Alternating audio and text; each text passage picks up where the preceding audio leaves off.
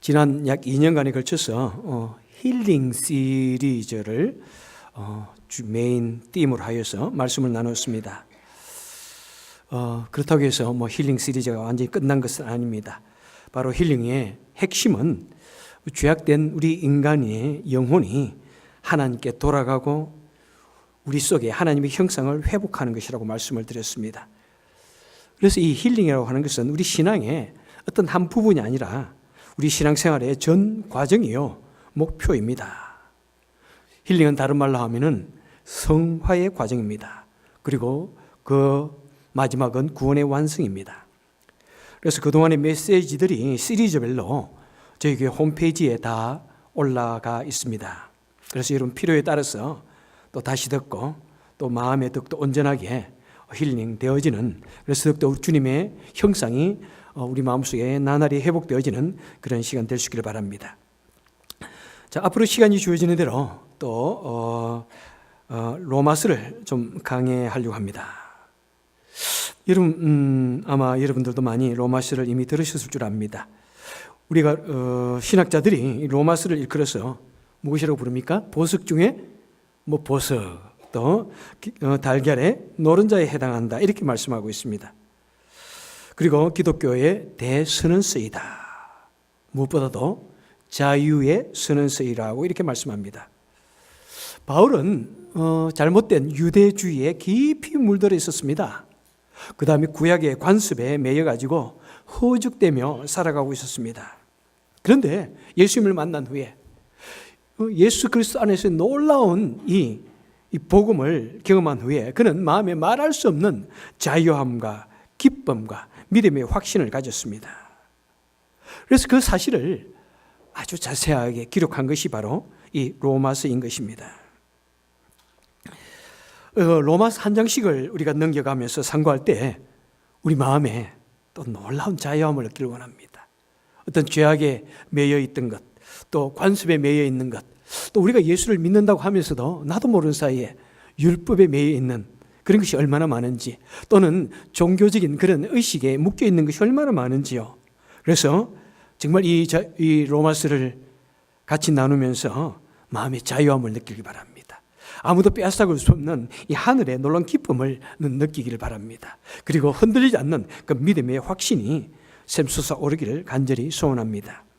자, 이제 본문에 들어가 보겠습니다. 자, 1절에 보니까 이 서신을 누가 썼습니까? 사도 바울이 썼습니다. 사도 바울이 쓰면서 먼저 자신이 누구인가, 이 편지를 보내는 자신이 누구인가를 말씀하고 있습니다. 곧 이것은 바로 사도 바울의 아이덴티티, 정체성이라고 말할 수 있습니다. 자, 1절에 보니까 사도 바울은 자신을 일컬어서 예수 그리스도의 종이라고 이렇게 표현을 합니다. 그리고 복음을 전하는 사도로 부르심을 받았다, 선택받았다고 이렇게 말합니다.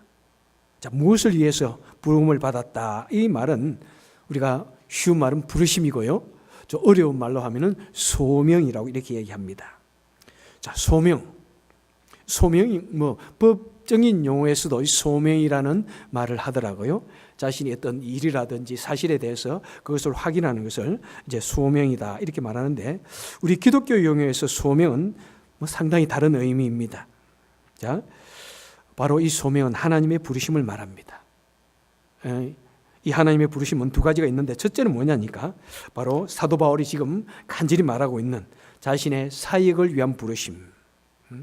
1절에 보니까 바울은 복음을 전파하는 그런 사도라는 말은 부르심을 받은 자다 이 말입니다. 사도로 부르심을 받았다고 이야기하고 있습니다. 여러분, 내가 무슨 사명을 위해서 태어났는지 그것을 깨닫는 것은 매우 중요합니다. 내가 왜 이 세상에 태어났는가? 나는 무엇을 위해서 살아가야 하는가? 내가 태어난 목적이 무엇인가? 나는 무엇을 위해서 일생 동안 살아가야 하는가? 이것을 깨닫는 것은 참 너무나 중요합니다. 여러분, 그것이 우리 마음속에 있을 때 우리는 삶에 대한 목표의식이 뚜렷하게 되는 것입니다. 사명의식이 마음속에 불타오를 때 우리는 그 불타오르는 사명의식을 가지고 때로는 이 사회를 변화시키고 역사를 움직이는 그런 사람이 되어지는 것입니다. 바로 사명을 분명히 느낀 사람이 이 세상을 변화시킵니다. 그리고 그 하나님의 부르심을 분명히 느낀 그 사명자는 어떤 시련이 와도 어떤 고난이 와도 그것을 이겨낼 수가 있는 것입니다. 그래서 사도 바울은 복음을 전하면은 나의 생명을 조금도 귀한 것으로 여기지 아니하노라라고 말씀합니다. 왜? 내가 복음 전파를 위해서 부름을 받았기 때문에 이 복음을 전파할 때 나에게 어떤 시련과 고난이 닥쳐오더라도, 때로는 온갖 핍박, 생명의 위협이 닥쳐오더라도 나는 복음 전파가 나의 사명이기 때문에 그것을 위해서 죽음도 불사한다는 이런 놀라운 고백을 하게 되는 것입니다. 구약에 나오는 에스더 왕후, 얼마나 연약한 여자입니까? 에스더 왕후, 그 시대에 하만이라는 사람이 음모를 꾸며가지고 이스라엘 전 백성을 죽이라는 그런 칙령을 내리게 됩니다. 바로 그 죽을 수밖에 없는 이스라엘 백성들을 구해야 할 것이 바로 자기네 삼촌 모르드게를 통해서 바로 이것이 내 사명이구나. 내가 하나님의 딸이요, 그 다음에 왕으로 부르심을 받은 것은 바로 이 때를 위함이구나. 이 사명을 깨달았습니다. 그래서 에스더가 하는 말이 무엇입니까? 내가 죽으면 죽으리라. 내가 이스라엘 백성들을 구하기 위해서 죽어야 된다면 내가 죽으리라 하는 그런 담대한 여자, 아주 연약한 여자, 자기 외모만 치장하던 여자, 그 여자가 죽음도 불사하는 대위대한 믿음의 용사가 되어진 것입니다. 그의 삶이 바뀌어진 것입니다. 그래서 그런 담대한 믿음으로 이스라엘 민족의 대학살을 그는 막았던 것입니다. 여러분, 그렇습니다. 우리 마음에 내가 왜 하나님의 백성이 되었는가, 내가 왜 이곳에 부름을 받았는가 하는 이런 사명이 있을 때 우리는 어떤 시련도 불사할 수가 있는 것입니다. 그리고 어떤 힘든 일이 있어도 그것을 이겨낼 수가 있습니다. 그리고 아무리 내 삶이 개인적으로 또 바쁜 일이 있어도 그렇구나, 나는 바로 이 일을 위해서 부름을 받았기 때문에 내 바쁜 시간이나 나의 바쁜 일을 핑계하지 아니하고 어떤 힘든 일도 핑계하지 아니하고 그 일을 위해서 매진할 수가 있는 것입니다. 그리고 이 사도 바울은 바로 그 자신이 가졌던 이 놀라운 소명의식을 우리에게도 심어주기를 원합니다. 그래서 6절에 한번 보시기 바랍니다. 6절에 보니까 너희도 이렇게 말씀하고 있습니다. 무슨 말이에요? 1절부터 5절까지 쭉 내가 바로 하나님의 은혜로, 예수 그리스도의 은혜로 말미암아 복음을 전하는 사명자로 소명을 받았는데 너희도 이렇게 말합니다. 너희도. 나만 혼자 그렇게 소명을 받은 것을 가지고 사는 것이 아니라 여러분, 예수를 믿는 우리 성도들은 다 같이 이런 사명감을 받아야 된다는 것입니다. 너희도 그들 중에 있어 예수 그리스도의 것으로 부르심을 입은 자니라. 여러분들도 그리스도의 것으로 부름을 받았다, 소명을 받았다고 말씀하고 있습니다. 여기서 이 소명은 무엇입니까? 하나님의 소유된 백성으로서의 부르심, 하나님의 자녀로서의 부르심을 말씀을 하고 있습니다. 바로 우리 모든 그런 사명 중에, 부르심 중에서 가장 고귀하고 근본적인 부르심이 뭐냐면은 바로 하나님의 백성으로서, 하나님의 소유된 백성으로서의 부르심인 것입니다. 여러분, 우리가 하나님을 찾은 것이 아닙니다. 바로 하나님께서 우리를 찾으셔서 우리를 그의 백성으로 삼으셨습니다. 우리가 주님을 선택한 것이 아닙니다. 바로 주님께서 우리를 수많은 사람들 중에서 고르고 뽑으셔서 하나님의 백성으로, 하나님의 사람으로 우리를 선택하셨습니다. 여러분, 이것보다도 더 놀라운 사실이 있습니까? 이것보다도 더 놀라운 기적이 어디에 있습니까? 나 같은 죄인, 나의 모습, 옛모습을 볼 때 하나님 앞에서 조금 더 귀한 것을, 고귀한 일을 한 일이 없는 나 같은 죄인, 나 같은 미련한 것이 하나님의 부르심을 받았고 하나님을 알고 깨닫게 되었고 믿게 되었다는 이 사실은 여러분, 우리 기적 중에 기적인 것입니다. 바로 축복 중에 축복인 것입니다. 그래서 저도 말씀을 드렸죠. 내가 주님을 만나고 내 마음속에 깊이 주님을 만난 그 회심이 있은 이후에 난 하나님께 말씀을 그렇게 기도를 드렸습니다. 하나님, Oh dear Lord, that's enough. 하나님, 이것으로 충분합니다. 온갖 종류의 그 놀라운 축복들 중에서 저는 이것이야말로 가장 하나님의 놀라운 은혜 중에 은혜입니다. 충분합니다. That's enough. 그런데 목회를 해보니까 또 그렇지 않더라고요. 하나님은 안 되겠는데요. 하나님의 구원함을 받은 그 감격 그 하나만 가지고는 안 될 것 같습니다. 이것 가지고는 내가 도저히 안 됩니다. 하나님 저에게도 지혜를 주시고 더욱더 믿음을 주시고 더욱더 담대함을 주시고 더욱더 인내를 주옵소서. 목회에서 내가 즐거움을 목회에서 내가 마음의 평화를 가지고 목회할 수 있도록 도와주옵소서. 또 그런 부분들이 필요하더라고요.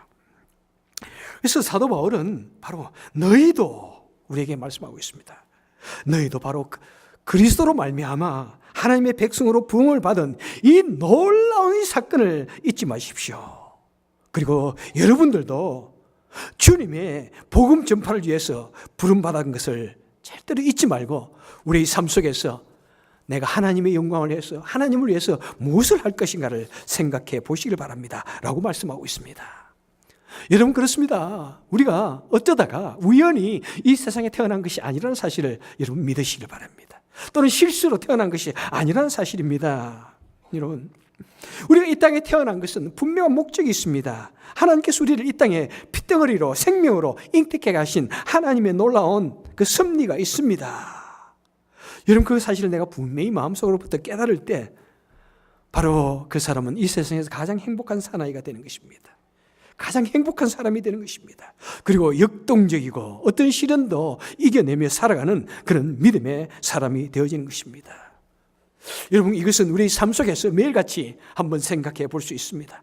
나에게 주신 이 배우자, 이 남자, 하나님께서 왜 이 남자를 나에게 보내주셨는가? 하나님께서 왜 나를 이 여자에게 보내셨는가? 그리고 이 자녀를 왜 하나님께서 나에게 보내주셨는가? 그리고 왜 나를 이 부모의 가정에 나를 보내주셨는가? 여러분 그 사실을 깊이 묵상하고 또 하나님 주신 은혜로 한번 깊이 생각하고 깨달을 수 있기를 바랍니다. 그리고 그뿐만 아니라 하나님께서 이 세상에 수많은 교회들이 있는데 수많은 지역이 있는데 왜 우리를 이곳에 모아주셔서 가지고 이 교회에 성도로 만들어주셨는가?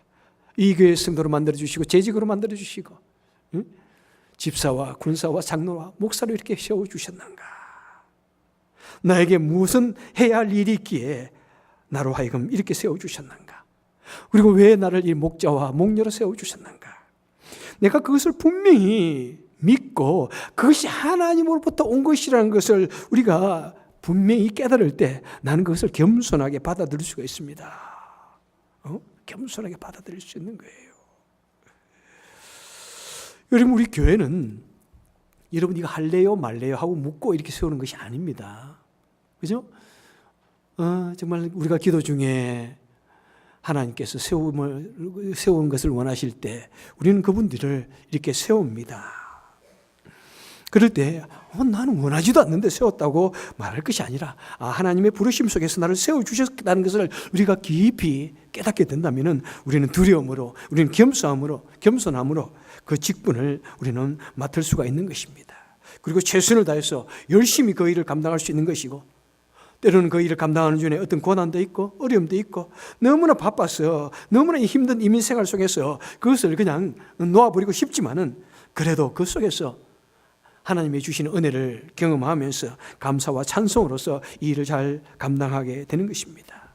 여러분 수많은 민족들 중에서 왜 나를 한국 민족으로 왜 나를 멕시코 사람으로 왜 나를 미국 사람에 이렇게 미국에 태어나게 하셨는가 한번 생각해 볼 수 있는 것 같습니다. 왜 우리를 미국으로 보내주셨을까? 여러분 우리 미국 땅에 와서 우리 개인적인 아메리칸 드림을 이루고 그래서 잘 먹고 풍요롭고 안전하게 잘 살라고 하나님께서 우리를 이 미국 땅에 보내주셨을까요? 그렇게만 생각한다면 내가 최선을 다해서 벌어쓴 그 물질을 가지고 내 한 사람의 울타리를 세우기 위해서 내 성을 세우기 위해서 내 가정 하나 잘 살기 위해서 모든 것을 다 써도 부족할 것입니다. 하지만은 정말 하나님께서 나를 하나님의 백성으로 삼으시고 이곳에 보내주신 이유를 무엇인가를 깨달을 때 우리는 우리의 삶을 좀 더 의미 있게 살 수 있는 것 같습니다. 우리는 함부로 살지 않을 것입니다. 우리의 삶을 소비하지 않을 것입니다. 그리고 미국의 그 청교도 정신에 따라서 우리도 이 세상을 가슴에 품에 안고 복음으로 세상을 향해 나가는 그런 정신, 희생 정신을 우리도 가질 수가 있는 것입니다. 그래서 우리는 우리 인격을 가지고 우리 말과 우리 가진 것과 우리 물질과 우리 봉사, 우리 희생을 통해서 우리 미국이라는 이 나라를 통해서 이 달러의 파워를 가지고 온 세계를 향하여 복음을 전할 수가 있는 것입니다. 여러분, 우리는 언젠가 이 세상에서의 우리 삶을 마쳐야 됩니다. 정말 한국의 불세출의 배우 신성일 씨가 얼마 전에 세상을 떠났습니다. 그죠? 참 우리 젊었을 때, 우리 어렸을 때 가장 정말 한국의 배우라면은, 남자 배우라면 그 사람밖에 없을 정도로 그런 사람들 다 떠났습니다. 우리도 언젠가는 죽게 되는데, 여러분, 우리가 죽을 때 하나님께서는 그래, 너 한 가정 잘 먹고 잘 살았다, 너 한 가정 위해서 너 헌신했다, 그런 것 가지고는 칭찬하지 않아요. 그건 누구나가 다 하는 것이기 때문에. 하지만은 정말 내 개인적인 이기적인 것을 다 벗어버리고 하나님을 위해서, 주위 사람을 위해서, 좀 더 넓은 이 세상을 위해서 넓은 마음을 가지고, 열린 마음을 가지고 세상을 보았는가, 주의 말씀을 잘 순종했는가, 실천했는가, 그것을 가지고 하나님은 우리의 삶을 판단하신다는 사실을 우리는 기억하시고, 우리의 삶을 다시 한번 이 말씀을 통해서 너희도 바로 이런 사명을 가지라고 하는 이 사도 바울의 말씀을 통해서 한번 생각할 수 있는 시간 되시길 바랍니다. 자, 그러면 이제 사도 바울이 복음이란 무엇인가에 대해서 우리에게 쭉 말씀해 주고 있습니다. 자, 이 복음은, 자, 먼저 복음이란 말이 무엇입니까? 복음은 복된 소식이다. Good news, 좋은 소식이라는 뜻입니다. 그죠? 자, 이 복음은 하나님이 우리에게 오신 것이라고 이렇게 말씀을 하고 있습니다. 자, 우리가 듣는 이 복음의 이 시작은 하나님으로부터 왔다는 것입니다. 여러분, 이 기독교의 진리가 이 세상 다른 종교와 완전 차별되어지는 것이 무엇입니까? 이 세상의 모든 타 종교의 시작은 사람입니다. 사람이 어떤 하늘의 것, 어떤 영적인 세계를 추구하다 보니까, 그 다음 죽음 이후에 그런 두려운 문제를 해결하기 위해서 고민하고 공부하고 묵상하고 수행하다 보니까, 그래서 만들어진 것이 이 세상의 종교입니다. 그래서 타 종교의 지도자들은 어떤 대단한 그런 자기 나름대로의 깨달음을 얻어서 종교의 창시자가 되었습니다. 하지만 성경 분명히 말씀합니다. 로마서 3장 23절에 보니까 모든 사람이 죄를 범하였음에 다 하나님의 영광에 이르지 못하더니 라고 이렇게 말씀을 하고 있습니다. 여러분, 이것은 익셉션이 없습니다. 아무도 하나님의 영광에, 아무리 우리가 돌을 닦고, 아무리 내가 산에 들어가서 30년 40년 돌을 닦는다고 할지라도, 우리 사람의 노력으로서는, 사람의 깨달음으로서는 놀라운 하나님의 영광에 이를 자가 아무도 없다고 우리에게 분명히 말씀하고 있습니다. 왜? 우리 하나님의 영광, 우리 하나님의 기준은 이 세상의 기준과는 완전히 다르기 때문에, 아무리 애를 쓴다고 할지라도 우리는 하나님의 그 큰 영광의 기준에 도달할 수가 없습니다. 하지만 우리 기독교는 무엇입니까? 사람이 생각하고, 사람이 묵상하고 수련하고 연구해서 만들어진 그런 종교가 아닙니다. 바로 우리 기독교는 어디로부터 온 것입니까? 바로 하나님으로부터, 위로부터 우리 사람을 향하여 찾아온 것이 이 복음입니다. 바로 하나님께서 우리 사람들을 불쌍히 여기셔서 하나님께서 우리 인생들을 향하여 내려온 것입니다. 하나님께서 우리 인생들에게 어떻게 하셨는지를 보여주는 것이, 말해주는 것이 바로 성경입니다. 그것이 이 세상의 모든 종교와 완전히 다른 전임입니다. 이것이 복음의 시작입니다.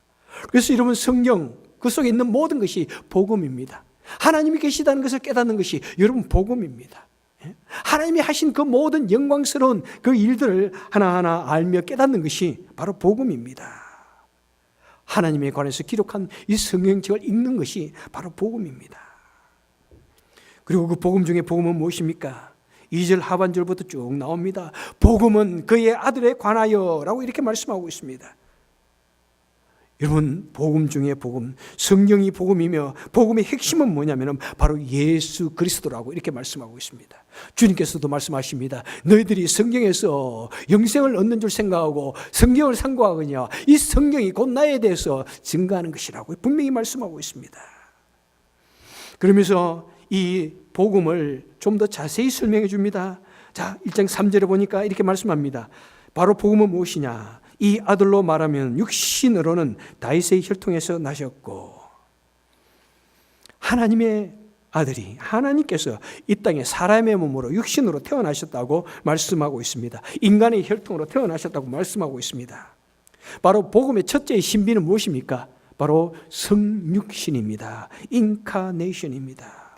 하나님께서, 그 영광스러운 하나님께서 그 하나님의 모습을 버리고 낮고 천한 미천한 인간의 모습으로, 연약한 인간의 모습으로 오셨다는 것입니다. 그 영광스러운 보호자를 버리시고 이 낮고 낮은 곳에서도 가장 낮은 그 말 구유에 자신을 눕히셨다는 사실입니다. 그래서 여러분, 모든 절기들 중에서 가장 영광스러운 절기는 무엇입니까? 바로 성탄절입니다. 그 영광의 하나님께서 바로 피조물의 모습으로, 낮고 천한 미천한 사람의 모습으로 이 땅에 오셨습니다. 바로 이 사건은 모든 사건 중에 가장 놀라운 사건입니다. 성경에 있어서 바로 가장 놀라운, 바로 축복된 그 사건인 것입니다. 가장 위대한 기적이요, 바로 사람의 머리로서는 함부로 이해할 수 없는 신비 중의 신비입니다. 또 다른 복음은 무엇입니까? 4절에서 말씀합니다. 우리 주님께서 죽은 자 가운데서 십자가에 죽으셨다가 십자가에 죽으시는 이 십자가의 사건, 그리고 부활로 이어지는 이 사건은 바로 복음인 것입니다. 복음 중에 복음인 것입니다. 사람이 태어나서 죽는 것은 다 일반의 원리입니다. 그런데 그 죽었던 사람이 무덤 속에서 그대로 장사되어져서 그대로 썩어서 없어지는 것이 아니라 그 죽었던 몸이 다시 살아나서 부활하는 이 사건이 인간의 머리로서는 도저히 이해할 수 없는 복음 중에 복음의 사건인 것입니다. 그래서 우리 기독교를 이끌어서 부활의 종교라고 말씀합니다. 이 세상의 모든 타 종교의 창시자는 다 그들이 경배하는 그 창시자의 무덤이 있습니다. 그 무덤에 그들은 그 무덤을 돌면서 다 경배를 하고 자신의 성지로 삼습니다. 하지만 우리 주님의 무덤은 빈 무덤입니다. 빈 무덤입니다. 죽음에서 부활하셔서 모든 죽은 자의 첫 열매가 되셨습니다. 그래서 우리 주님께서 말씀하십니다. 나는 부활이요 생명이니 나를 믿는 자는 죽어도 살겠고 무릇 살아서 나를 믿는 자는 영원히 죽지 아니하리라. 우리 주님께서 이 놀라운 선언을 하셨습니다. 내가 곧 부활이요 생명이니, 내가 곧 부활이요 생명이니. 여러분, 만약 우리가 예수님을 다른 종교의 한 지도자 중에 한 사람이라고 좋다고 믿어도 되는지 여러분 한번 생각해 볼 수 있기를 바랍니다. 다른 것도 좋고 이것도 좋다. 사실은 우리 그거는 말이 안 됩니다. 말이 안 돼요. 왜? 우리 예수님께서 내가 유일한 길이다, 내가 the way, 나는 유일한 생명이다 고 말씀했기 때문에 사실은 다른 종교와 이렇게 컴페어할 수 있는 그런 것이 그런 사건이 아니라는 것을 우리에게 분명히 말씀해 주고 있습니다. 여러분, 이 사실을 믿으십니까? 우리 주님이 이 땅에, 우리 하나님이 이 땅에 사람의 몸으로 성육신하에 오셨고, 그 다음에 우리 인간이 당하는 온갖 종류의 그 시련과 고난을 다 당해 보시고, 그 다음에 사람이 가장 두려워하는 그 죽음을 가장 편안한 죽음이 아니라, 가장 에브리데이 죽음이 아니라 모든 사람이 당하는 그 죽음 중에서 가장 처참한 죽음, 가장 죽음을 당하시고 죽으신 후에 사흘 만에 부활하신 이 놀라운 사건을 여러분 믿으십니까? 예? 믿으시면 한번 아멘 하시기 바랍니다. 여러분, 이것이야말로 바로 복음 중에 복음의 사건입니다. 그 말은 무엇입니까? 우리도 언젠가는 이 땅에 그 누구처럼, 그 대단한 사람처럼 죽게 되는데, 그런데 우리도 주님께서 죽은 자의 첫 열매가 되신 것처럼 우리도 반드시 산다는 사실입니다. 이것이야말로 얼마나 놀라운 뉴스입니까? 여러분, 그래서 복음은 바로 예수님이 꼭 그리스도이심을 믿는 것입니다. The Jesus is the Christ. 예수 그리스도란 말은 무엇이라고요? 예수가 곧 구원자시다. Jesus is the Christ라는 그런 말입니다. 바로 창조주 하나님이 이 세상에 사람의 몸을 입고 오셔서 십자가에 달려 돌아가셔서 다시 살아난 이 사건을 믿는 것이 바로 복음 중에 복음인 것입니다. 그래서 누구든지 어떤 죄인이든지 어떤 사람이든지 어떤 미련한 자든지 얼마나 무서운 죄를 졌는지 그것이 중요한 것이 아니라 누구든지 whosoever 예수 그리스도를 나의 구주로 믿는 자는 구원을 얻는다고 말씀하는 것입니다. 바로 그 내용을 상세하게 기록한 것이 바로 바로 이 로마서인 것입니다. 이 편지는 주로 어떻습니까? 편지는 주로 누군가에게 이 편지를 보내면서 내가 누구인지를 말하고 그 다음에 누구에게라고 이렇게 보내는 형식입니다. 그래서 이 사도 바울은 보니까 나 사도 바울은 여러분에게 편지하기를 이렇게 말하다가 그 다음에 쑥 빼고 갑자기 8절부터 다시 그들에게 문안을 하고 인사를 합니다. 그럼 2절부터 6절까지는 무엇입니까? 갑자기 예수 그리스도는 말이야 누구냐 하면은 복음이 뭐냐면은 막 이렇게 말하면서 말을 하기 시작합니다. 왜 그렇습니까? 그런 편지를 쓰다가 갑자기 예수 복음이라는 말을 생각하고 예수 그리스도를 생각하니까 그것이 너무 가슴이 뜨거워가지고 견딜 수가 없는 거예요. 그냥 인사하고 어떤 편지의 그런 형식을 따라가기보다는 갑자기 그냥 예수 그리스도가 나오면서 막 복음을 전하면서 왜 내가 이 편지를 써야 되는지 그런 이유를 쭉 말씀하고 있는 것입니다. 그것은 무엇이에요, 여러분? 우리 마음에 무엇이 담겨 있느냐에 따라서 조금만 흔들하면 튀어나오는 거예요. 이 컵에 물이 가득하면 여러분 물이 가득하면 갈 때 아주 조심해야 됩니다. 조금만 흔들하면 물이 튀어나오는 거예요. 마찬가지로 우리 마음속에 무엇이 들었냐에 따라서 우리는 종종 그 말을 합니다. 종종 말을 합니다. 우리 어린 자녀들 어릴 때 우리 남자아이들 자라면 뭐 게임 요즘 얼마나 많이 이야기하고 여자애들 간에서 이야기하고 여자아이들 자라면서 얼마나 또 뭐 미용에 대해서 또 뭐 보이에 대해서 말하기도 합니다. 어릴 때부터 그 말하는 것 보면은요, 그 관심에 보면은 싹수가 노래요 벌써, 그죠? 예. 앞으로 얘가 뭐가 될는지 알게 됩니다. 무엇에 관심을 가지고 무엇을 말하느냐. 예? 우리가 한참 대학교 청년회 다닐 때는 우리가 가지고 있는 취미가 뭐냐에 따라서 굉장히 많이 말을 합니다. 당구를 좋아하는 친구들은 사람 머리만 보면 모든 게 당구로 보인다고 그러더라고요. 내가 저걸 탁 치면은 저기 어떤 각도로 가가지고 어떤 쿠션이 될까 말까. 어떤 사람 탁구공이 사람 머리로 보인다고 그러더라고요. 예? 내가 뭔가를 생각하는 그것이 항상 내 머리에서, 내 입에서, 마음에서 나오게 되어 있습니다. 여러분, 그래서 우리 교회 성도님들은요, 목장이나 우리 교회에서 같이 식사하면서 항상 무슨 얘기를 나누십니까? 우리는 좀 세속적인 그런 이야기를 좀 되도록이면 안 했으면 좋겠어. 야, 어느 지역에는 요즘 다 집값이 많이 올라가지고 돈을 많이 벌고 요즘에는 어떤 누가 그런 이야기들 보다도 우리는 이 세속적인 그런 이야기들보다도 뭐 재밌고 뭐가 맛있고 그런 이야기보다도 우리는 어떻게 하면은 정말 내가 하나님의 백성답게 살 것인가? 내가 말씀을 통해서 이 말씀을 읽는 중에 내 마음에 어떤 감동이 와서 같이 나누기를 원하고, 내가 말씀을 듣는 중에 나에게 이런 도전이 되었다. 그 말씀을 듣는 중에 내가 이런 괴로움이 있었다. 그것을 나누고 내가 이렇게 좀 살기를 원한다고 하는 그런 것을 나누는 것이 여러분 우리 일상의 삶이 되어야 할 것입니다. 그래서 목장 예배, 여러분 아무거나 말하는 것이 목장 예배 아닙니다. 목장 예배에서 항상 그 들은 말씀을 가지고 내 삶 속에 적용을 해봤는데 앞으로 적용할 것인데 이게 참 안 돼. 앞으로 난 지금까지 그렇게 못 살아왔는데 그렇게 되어져야 돼. 그렇게 포커스를 안 두고요. 여러분 세상 이야기하고 매일같이 이런 이야기 저런 이야기 하고 싶은 이야기 다 하면은 절대로 변화 없습니다. 여러분의 목장에서 어떤 변화가 일어나지 않는다면은 그것을 하나님의 말씀에 초점을 안 맞추기 때문에 그래요. 여러분. 그래서 이 목장 예배에서는 무엇입니까? 성경을 읽고 또 설교 말씀을 듣고 내가 어떻게 살아야 되고 어떤 고민을 나누고 하는 것이 우리의 바로 이야기에 우리가 나누는 대화의 내용이 되어야 하는 것입니다.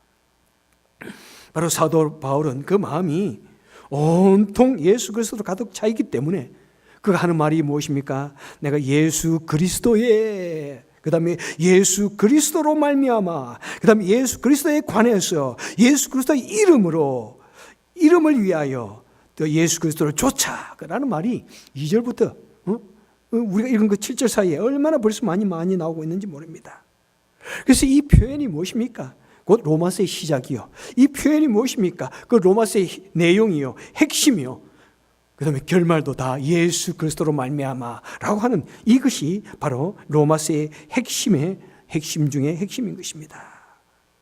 여러분, 그래서 사도 바울은 말합니다. 여러분, 나만 그런 것이 아니라 너희도 여러분들도 우리 같이 이렇게 돼야 됩니다. 만약 우리가 예수를 믿는다면 예수 안 믿는다면 할 수 없어요, 여러분. 만약 우리가 예수를 믿는다면, 내가 예수 그리스도 이름으로 세례를 받았다면, 내가 성도로 부름을 받는다면, 다른 사람이 나를 볼 때 예수 믿는 사람이라고 만약 우리를 손가락질하는 사람이라면, 다른 사람이 나를 볼 때 어느 교회 성도라고 한다면 우리도 그런 삶을 살아야 된다고 말씀하고 있습니다. 너희도, 여러분도 그렇게 살아라, 이렇게 말씀하고 있는 것입니다. 말씀을 맺겠습니다. 여러분, 로마서는 상당히 딱딱하고 어려운 책입니다. 그래서 중세, 초대교회에서도 마찬가지고, 로마서를 누가 이해할 수 있느냐라고 너무나 난해한 책이다, 그렇게 말하면서 또 로마서를 가장 잘못 주석하든 또 이해하든 해석하든 그런 책이기도 하지만 합니다. 그런데요, 이 앞으로 우리 로마서를 같이 읽고 나눌 때마다 예수 그리스도로 말미암아 우리 마음속에 놀라운 믿음의 부흥운동이 일어나기를 원합니다. 자유함에 대한 이 감격과 믿음에 대한 이 확신이 굳건해지는 그런 시간이 되기를 원합니다. 그리고 우리 삶이, 우리 인격이 변화되어지는, 우리도 변화되어지는, 사도 바울이 너희도 변화되라고 했기 때문에 우리도 변화되어지는, 그래서 우리 마음이 풍성함으로, 예수 그리스도를 믿는 풍성함으로 가득 차는 그 놀라운 기적이 우리 삶 속에 나타나기를 원합니다. 미국의 성경 주석가요, 위대한 설교가인 워렌 러스비는 이런 말을 합니다. 당신이 로마서를 배우고 있는가? 그러면 당신은 가장 풍성한 그리스도인으로 변해가고 있는 중이다, 이렇게 말씀하고 있습니다. 여러분, 이 로마서가 너무나 딱딱하고 어려운 책임에도 불구하고 이 로마서를 읽고 묵상할 때 놀라운 회심의 기적이 일어난 사건들이 우리 기독교 역사에 얼마나 많은지 모릅니다.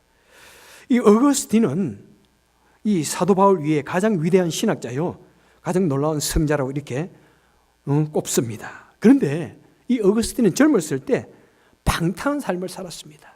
무엇이 진리인가를 생각하면서 여러 가지 다른 이교에 빠져가지고 방탕한 그런 삶을 살았고, 그래서 그런 다른 종교에서 어떤 신앙을 찾아보기를 애를 썼지만은 마음이 괴로워서 견딜 수가 없었습니다. 마음의 갈등으로, 영혼에 대한 갈증으로 견딜 수가 없었습니다. 그런데 어느 날 그에 대한 괴로움을 가지고 길을 걸었는데 갑자기 어떤 소리가 들려옵니다. 책을 펴서 읽어라, 책을 펴서 읽어라. 어린아이들이 놀면서 내는 소리가 그렇게 들렸던 거예요.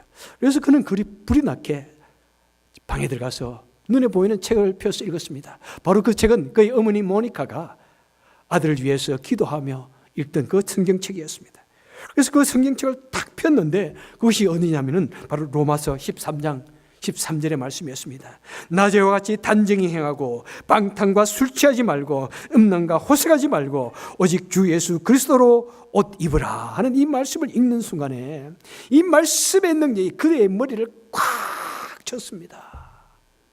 그리고 그 말씀을 통해서 그는 그 방탕한 젊은이의 삶에서 그는 하루아침에 놀란 하나님의 사람으로 변화되어졌습니다. 그리고 그는 그 길로 바로 기독교에 다시 귀하여서 기도하고 말씀을 묵상하고 그렇게 하여서 그는 놀라운 하나님의 사람, 성자의 삶을 살게 되었던 것입니다.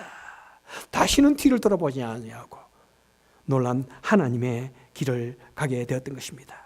마르틴 루터는 그는 어렸을 때 내가 법률가가 될 것인가 이렇게 고민을 하다가 어느 날 길에 가다가 갑자기 벼락을 치면서 앞에 가던 친구가 죽는 것을 보면서 내가 수도사가 되어야 되겠다 생각하면서 수도원에 들어가서 열심히 그 말씀대로 살기를 애를 썼습니다. 그런 성경에 나오는 모든 계명을 다 지켰습니다. 그것을 지키지 못해 자신이 너무나 괴로웠습니다. 자신을 학대하면서 그리고 그 말씀대로 살기를 온갖 노력을 했습니다.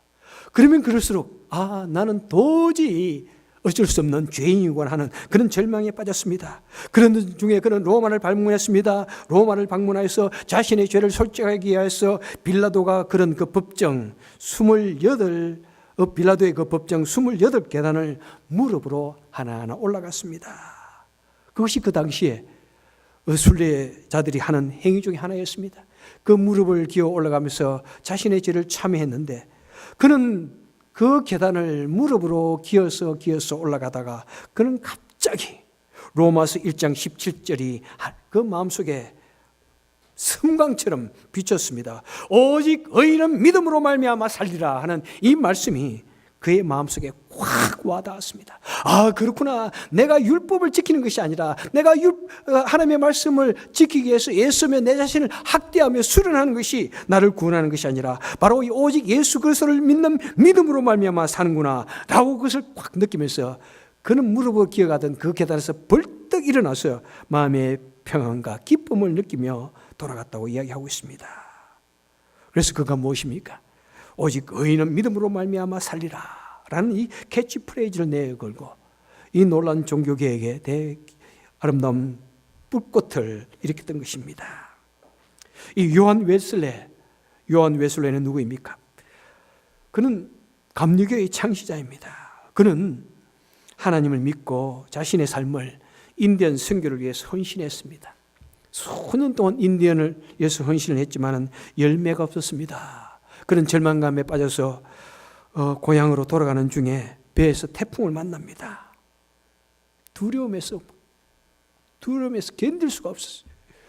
두려움에 떨고 있는데 그 모라비안 교도들이 담대하게 하나님의 찬양하는 모습을 보면서 그는 나는 왜 예수를 믿음에도 불구하고 이것밖에 되지 않는가. 자신에 대한 그런 자책감이 들었습니다. 그리고 그는 돌아가서 어느 날 루트의 로마서의 서문 주석을 읽었습니다. 그 마르틴 루터가 쓴 로마서 주석을 읽는 중에 이상하게 그 마음이 갑자기 뜨거워졌습니다. 그리고 마음에 넘치는 그런 평화를 느꼈습니다. 그리고 로마서를 통해서 그는 그 진정한 그리스도인으로 다시 회심하여서 바로 그는 놀라운 믿음의 열매를 맺게 되어졌고 바로 감리교를 창시하는 그런 위대한 하나님의 사람이 되었습니다. 그래서 저는 오늘 아침에 일어나서 묵상하면서 바로 루터가 쓴 그 로마서 서문 주석을 쭉 읽어봤습니다. 얼마나 참 생동감이 있는지. 제가 우리 교회에 목양 칼럼 홈페이지에 올려놨습니다. 또 여러분에게 또 보내드리겠습니다. 여러분 같이 읽어보면서 얼마나 그 말씀을 깊이 묵상하고 또 묵상하면서 또 놀란 하나님의 은혜를 경험할 수 있기를 바랍니다. 로마서가 바로 그렇게 강력한 힘을 가진 것은 무엇입니까? 바로 이 로마서 속에 계속해서 나오고 있는 그리스도 안에서 그리스도로 말미암아 그리스도를 위하여라고 하는 이 명제가 이 로마서 전체에 면면이 흐르고 있기 때문에 이 로마서가 그렇게 위대한 것입니다. 사람을 변화시키는 놀라운 능력이 있는 것입니다. 여러분, 우리를 변화시키는 것은 세상의 학문이나 철학이 아닙니다. 바로 그리스도로 말미암아 복음이 우리 마음을 뜨겁게 하고 복음이 우리의 인격을 변화시키고 바로 복음이 우리에게 살아갈 힘을 불끈 솟아나게 하는 것입니다. 여러분, 앞으로 교회에 오시기 전에 항상 로마서를 읽고 묵상해 오시기 바랍니다. 그리고 우리 같이 이 로마서를 같이 읽고 연구해 나가면 중에 우리 속에서도 어거스틴과 같이 마르틴 루터와 같이 존 웨슬러와 같이 우리 마음이 뜨거워지고 회심하는 정말 다시 우리 신앙이 놀랍게 변화되어지는 그런 놀라운 회심의 시간을 경험하는 저와 여러분 되시기를 주님의 이름으로 간절히 축원해 드립니다. 기도하겠습니다. 사랑과 은혜가 많으신 하나님 아버지 감사합니다. 우리 주님께서 바울을 통해서 로마서를 우리에게 주시지 않았다면 우리가 제대로 우리 믿음을 참 정립할 수 없었을 것입니다.